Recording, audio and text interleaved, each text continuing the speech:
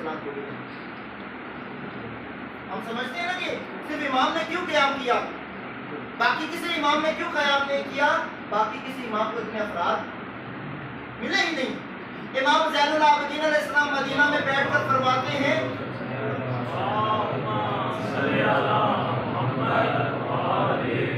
کسی نے پوچھا کہ مولا آپ نے دوبارہ قیام کیوں نہیں کیا, مدینہ میں بیٹھتے لوگوں کو تیار کرتے اور قیام کرتے. امام فرماتے ہیں کہ پورے مدینہ میں میرے پاس صرف 3 افراد تھے جو حسین کو ملے, کسی اور کو.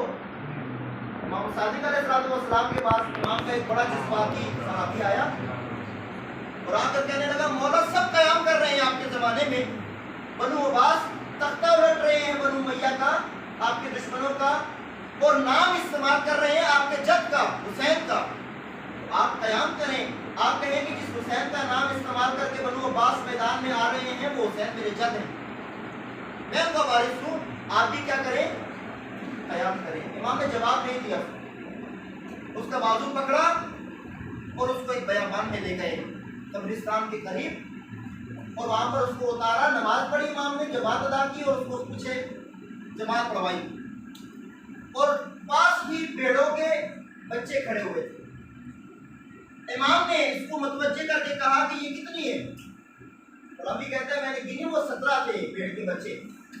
امام نے کہا کہ کاش میرے پاس کتنے انصار ہوتے تو میں قیام کرتا. وہ امام صادق جس کے 4000 سے زیادہ شاگرد بیک وقت تعلیم لے رہے ہیں, وہ امام صادق جن کے پاس 2 سال پڑھا ہوا آج اہل سنت کا سب سے بڑا امام ابو حنیفہ 2 سال پڑھا اور آج ایک پورے فرقے کے بہت بڑے امام. وہ امام جس کے پاس بیک وقت 4000 شاگرد. آپ یہاں سے اندازہ لگائیں کہ اس زمانے کے اندر اگر کسی نے اپنی علمیت کو, اپنی عالمانہ شخصیت کو منوانا ہوتا تھا تو وہ یہ کہتا تھا کہ میں صادق آل محمد کا شاگرد ہوں. آپ نے کہاں سے تعلیم لی ہے, میں نے امام صادق سے تعلیم لی. اسی لیے بہت سارے مفاد پرست لوگ بھی تھے, آتے تھے صرف 6 مہینے لگا کر بھاگ جاتے تھے, تو جا کے اپنا نام پیدا کرتے. حتیٰ اس زمانے میں قاضی, بڑے بڑے قاضی جب وہ قضات کی درجے پر فائز ہوتے تھے تو ان کے پاس یہ سند ہونا ضروری ہوتا تھا کہ انہوں نے قضاوت کہاں سے سیکھی ہوئی ہے, امام صادق. ان تمام کے بیچ میں امام کیا کہہ رہے ہیں, میرے پاس 17 انصار بھی,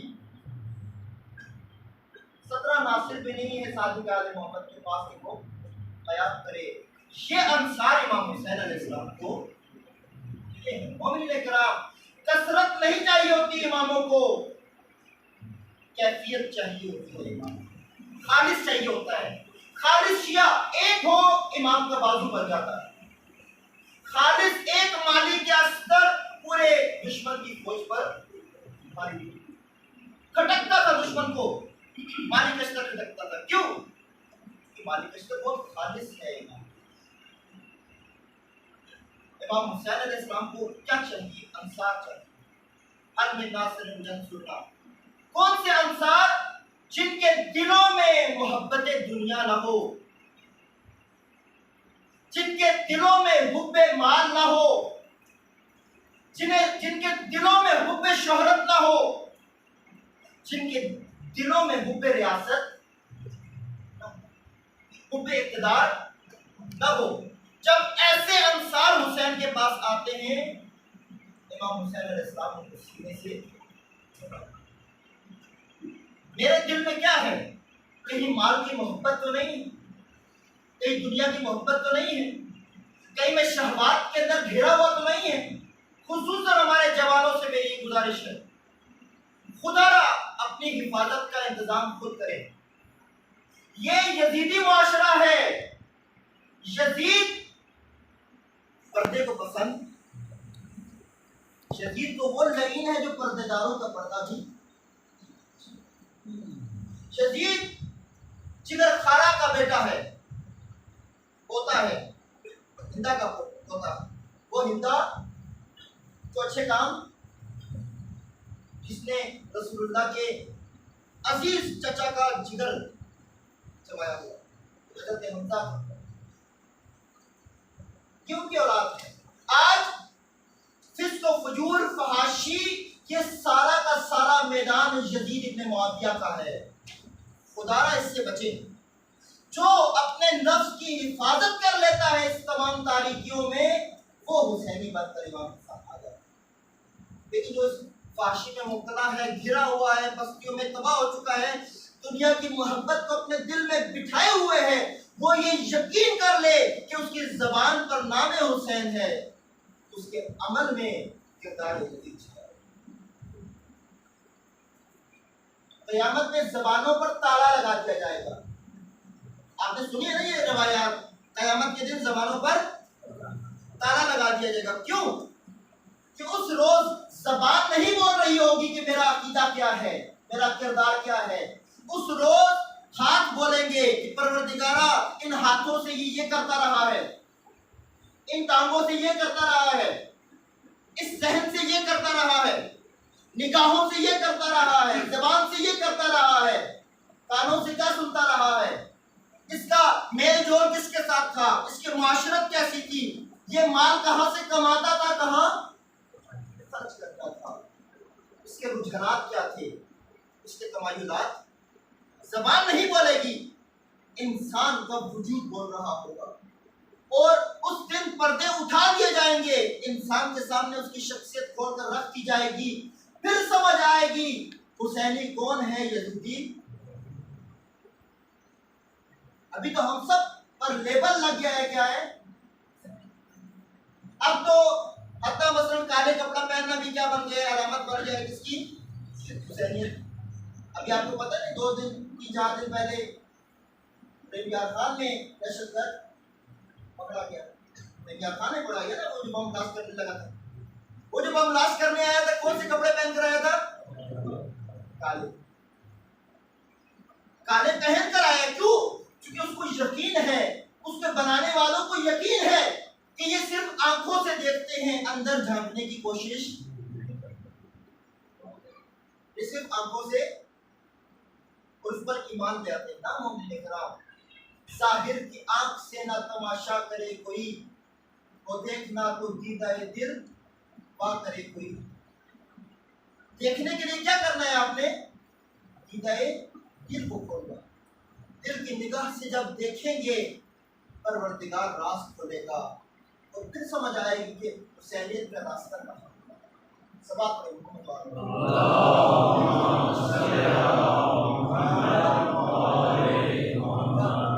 امام حسین علیہ السلام.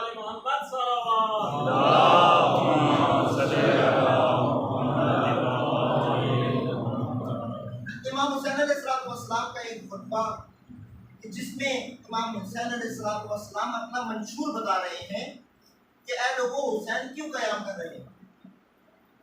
ہر آدمی یہ سوال اپنے ذہن میں اٹھاتا ہے کہ امام نے قیام,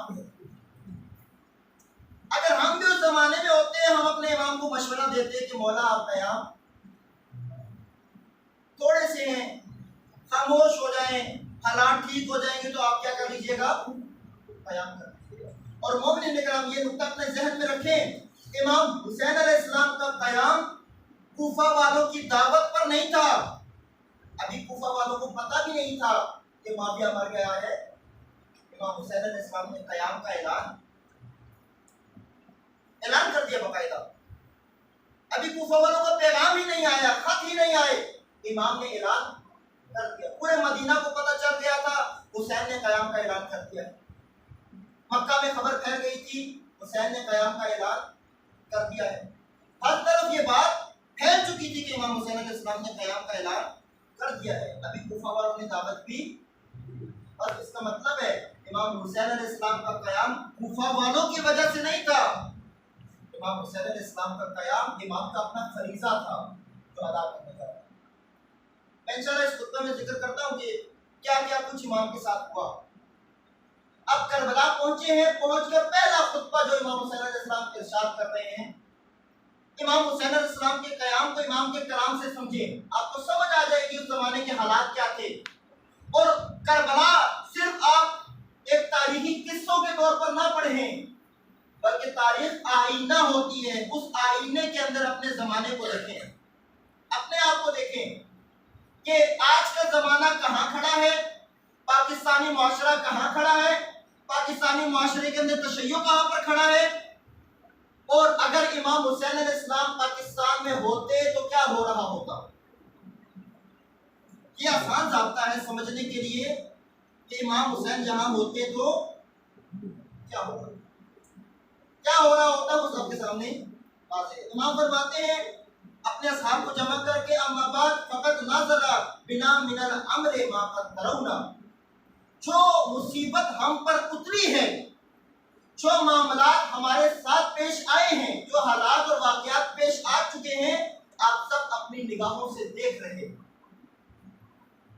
امام کیا فرما رہے ہیں، جو مصیبت ہم پر نازل ہوئی ہے اس وقت، کہ ہمیں تنہا کر دیا ہے اور کوفہ میں میرے سفیر کو بے دردی سے شہید کر دیا ہے، اور میں مجبور ہو گیا ہوں اپنے راستے کو میں نے بدل دیا ہے اور میں کربلا آ گیا۔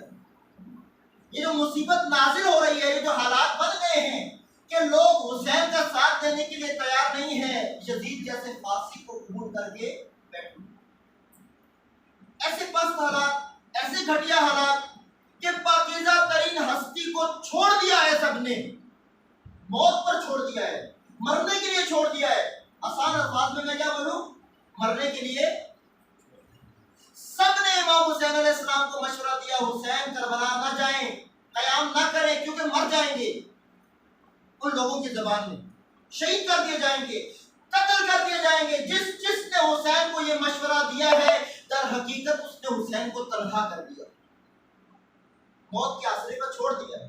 کیا قیامت کے روز ان لوگوں سے نہیں پوچھا جائے گا کہ تمہیں جو نظر آ رہا تھا کہ حسین موت کے راستے پر جا رہے ہیں، تو تم حسین کے ساتھ کیوں نہیں گئے موت کے راستے پر؟ حسین کو روک رہے ہیں موت سے، تم خود اتنے بڑے تجزیہ نگار ہو کہ تمہیں حالات دیکھ کر اندازہ ہو گیا ہے کہ حسین کا راستہ موت کی طرف جاتا ہے، کیوں نہیں گئے حسین کے ساتھ؟ وہاں فرماتے ہیں کہ جتنے حالات ہیں تمہیں نظر آ رہے، کیا ہو رہا ہے حسین ابن علی کے ساتھ۔ وَإِنَّ الدُّنْيَا قَدْ تَغَيَّرَتْ وَتَنَكَّرَتْ، امام فرماتے ہیں دنیا نے دھوکہ دے دیا ہے، دنیا نے دھوکہ دے دیا، کوفیوں نے دھوکہ دے دیا، مدینہ والوں نے دھوکہ دے دیا، مکہ والوں نے دھوکہ دے دیا، مسلمانوں نے حسین ابن علی کو دھوکہ دے دیا ہے، اور اس دھوکہ دینے والے کو حسین ابن علی دنیا کہہ رہے ہیں۔ یہی نمازی دنیا دار ہے، دنیا پرست ہیں جو حسین کے ساتھ کربلا۔ میں دنیا کا معنی کروں گا، تغیرت و تنکرت، دنیا نے دھوکہ دیا ہے اور دنیا اپنی سب سے پست ترین شکل میں نمودار ہو گئی ہے، سب سے پست ترین شکل میں نمودار ہو گئی ہے۔ تو اکبر معروف ہوا، اس دنیا کی اچھائیوں نے پیٹھ دکھا دی ہے، اچھائیوں نے پیٹھ دکھا دی ہے، اچھائیاں نہیں آ رہی، برائیاں۔ جب حسین دیکھتا ہے سامنے کوئی برائی آتی ہے، جب حسین کی نگاہ پڑتی ہے سامنے کوئی خرابی آ رہی ہے، جب امام حسین علیہ السلام دیکھ رہے ہیں حسین کو اس معاشرے کے اندر ذرا برابر بھی معروف نظر، سوچنے کا مقام ہے کہ وہ معاشرہ جس میں نمازی ہی نمازی ہیں، اتنے روزہ دار ہیں، اتنے حاجی ہیں، ان کے بعد اکثر لمبے نظر ہی نہیں آتے، کیوں؟ کیونکہ ہر سال حج کر کے آ رہے ہیں۔ مومنو سوچو تو صحیح کہ اگر حسین ابن علی کو اس معاشرے میں اتنا فساد نظر آ رہا ہے کہ امام کہہ رہے ہیں کہ اس دنیا کے معروف نے منہ موڑ لیا ہے، صرف منکرات آ رہے ہیں، تو آج اگر پاکستان میں حسین ابن علی آ جائیں تو امام کیا کہیں گے؟ یہاں اچھائیاں ہی اچھائیاں ہیں، یہاں میرے ماننے والے بہت اچھے ہیں، یہاں تو فساد نام کی کوئی چیز ہی نہیں ہے، یہاں بس حکمران نہیں ہے، یہاں کوئی یزید نہیں ہے، یہاں کوئی شمر نہیں ہے، یہاں کوئی فوجی نہیں ہے، یہاں کوئی عمر سعد نہیں بیٹھا ہوا، یہاں کوئی ابن زیاد نہیں بیٹھا ہوا۔ امام کیا کہیں گے؟ ہاں یہ تو بہت اچھے ہیں، یہ تو بخشے ہوئے ہیں، انہیں کچھ کرنے کی بھی ضرورت، کہ ڈائریکٹ ریڈی میڈ بخشش دے کر آئے، ریڈی میڈ مومن، ریڈی میڈ حسین، ہاں حسین کو ریڈی میڈ وہ جو اپنے ہاتھوں سے اپنی شخصیت کو حسینی بناتے ہیں، وہ جو اپنے بتوں کو توڑ دیتے ہیں، وہ جو دنیا کی پستی کا شکار نہیں ہوتے، جو منکرات میں ماں فرماتے ہیں وَلَمْ يَبْكِ مِنْهَا إِلَّا سُبَابَةُ الْإِنَاءِ، ماں فرماتے ہیں اس دنیا کے اندر، اس زمانے کے حالات کو دیکھ کر اس دنیا کے اندر معروف صرف اتنا سا رہ گیا ہے، اللہ کا دین صرف اتنا سا رہ گیا ہے جتنا ایک الٹے برتن کی تہ میں پانی کی تری رہ جاتی ہے۔ ایک